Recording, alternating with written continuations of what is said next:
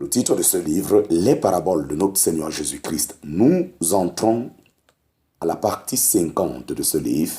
À la partie 50 de ce livre. Ce livre est écrit par le bien-aimé frère Christian Brandt. Nous sommes au chapitre 5, petit 1, sous-7, suite. Chapitre 5, petit 1, sous-7, suite. Si dans l'exemple précédent, nous avons trouvé Satan comme le véritable adversaire, ainsi ici, nous rencontrons la chair dans sa résistance contre la parole et la chair sous sa forme la plus attrayante.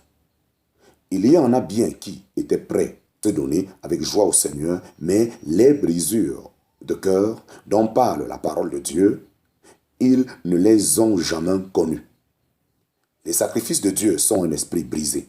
Ô Dieu, tu ne mépriseras pas un cœur brisé et humilié. En parenthèse, Somme, chapitre 51, verset 17. Quand l'esprit de grâce et de supplication sera versé un jour sur les habitants de Jérusalem, alors ils se lamenteront, chaque famille pour elle-même. En parenthèse, Zacharie, chapitre 12, verset 10 à 12. Il en est toujours ainsi où et quand l'esprit de Dieu opère. Le sceau de chariot, la parole de Dieu, laboure le cœur des gens et les amène à prendre conscience de leur péché. Mais ce qui s'y rattache d'abord, c'est tout sauf la joie. Se reconnaître par la foi comme pécheur perdu ne recèle pas de la joie, mais de l'effroi et de la détresse intérieure. Certes, quand la question des péchés est réglée, Dieu accorde la joie du salut.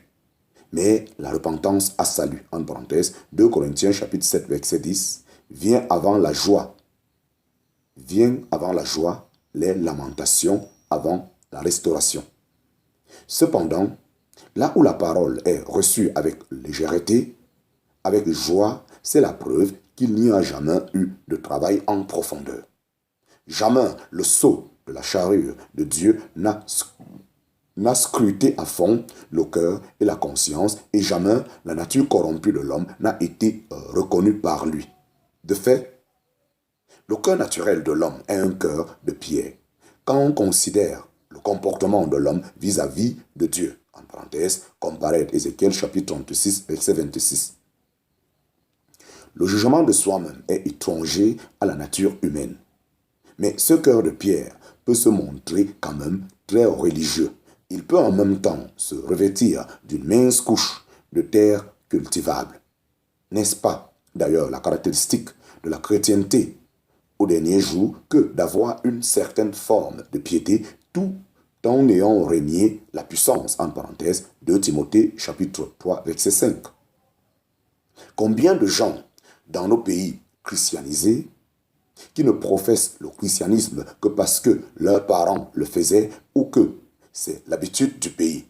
Ils croient donc, ils reçoivent la parole dans un sens limité, mais ils ne la possèdent pas réellement. Et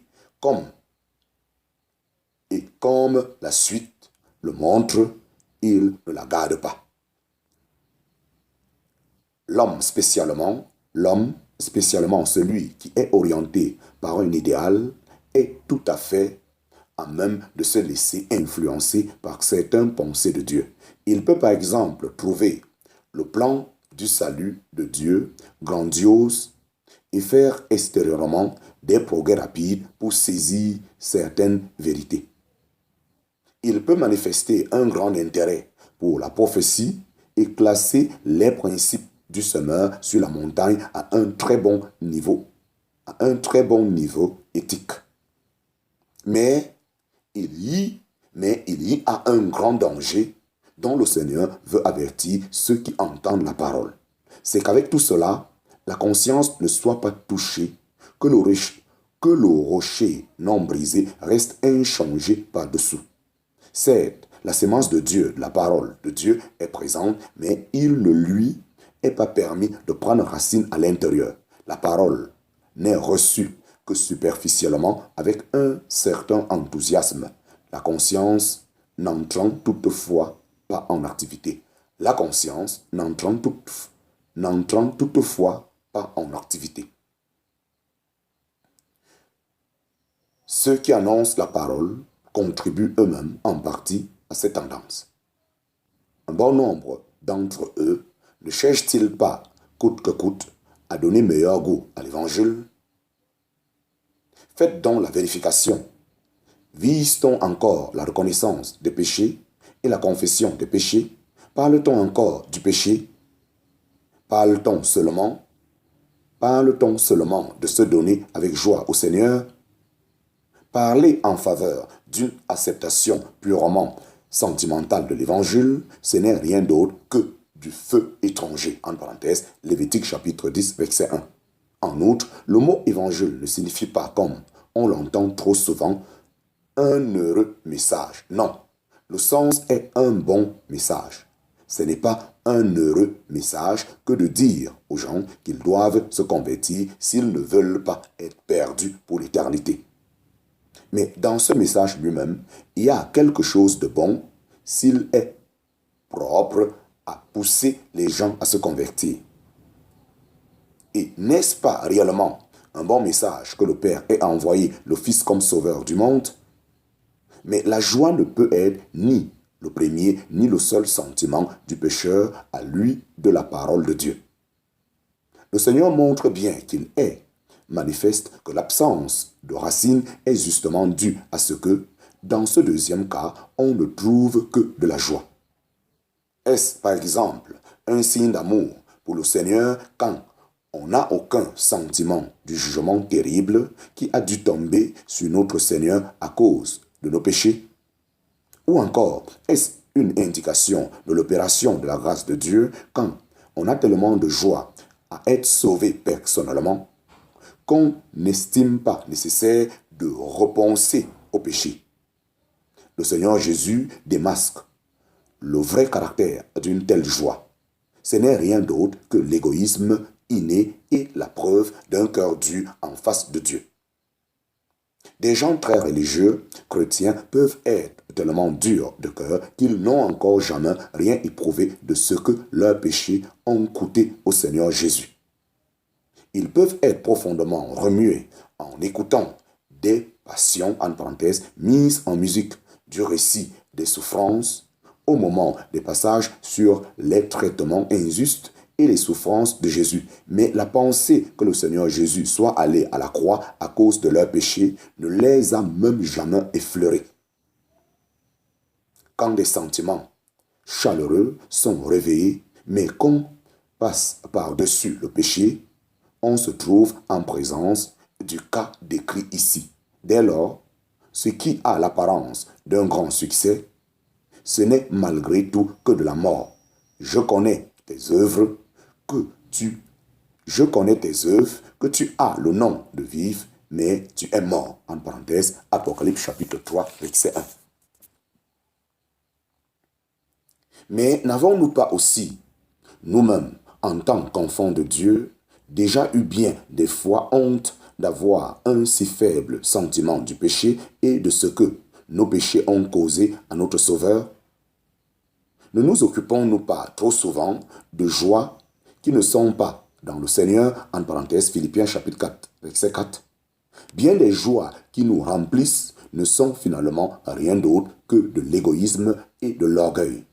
La joie est certes un élément essentiel d'un vrai christianisme, mais ce doit être la joie de l'Esprit Saint, en parenthèse 1 Thessaloniciens chapitre 1, verset 6. Chez les Thessaloniciens, elle allait de pair avec de grandes tribulations.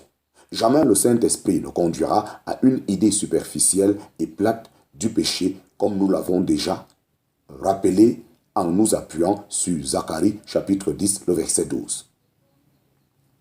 Chapitre 5, petit 1, sous-7 bas 2. Chapitre 5, petit 1, sous-7 bas 2. Repentance et confession du péché. Repentance et confession du péché. L'essence d'une vraie confession, c'est le jugement de soi-même. Job lui-même, bien qu'il fût un saint, dut être amené au point d'avoir horreur de lui-même. Ce n'est que quand il eut vu Dieu, et pas avant, qu'il le reconnut. C'est pourquoi j'ai horreur de moi et je me repens dans la poussière et dans la cendre. En parenthèse, Job chapitre 42, verset 6.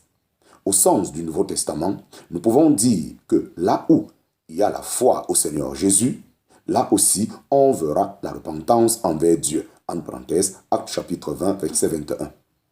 La repentance n'est pas qu'un changement de sentiment comme on l'a souvent défini.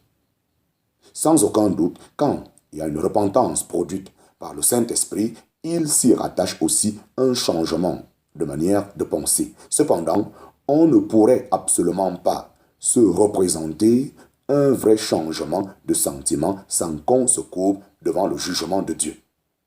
Quand un homme se courbe devant le jugement que Dieu a sur lui, alors il se manifeste aussi un changement de manière de penser. Ce qu'on déduit sur un mot grec à partir de sa racine n'est pas à lui seul décisif pour la signification d'un mot, mais il faut aussi tenir compte du contexte et de l'usage que le Saint-Esprit fait du mot.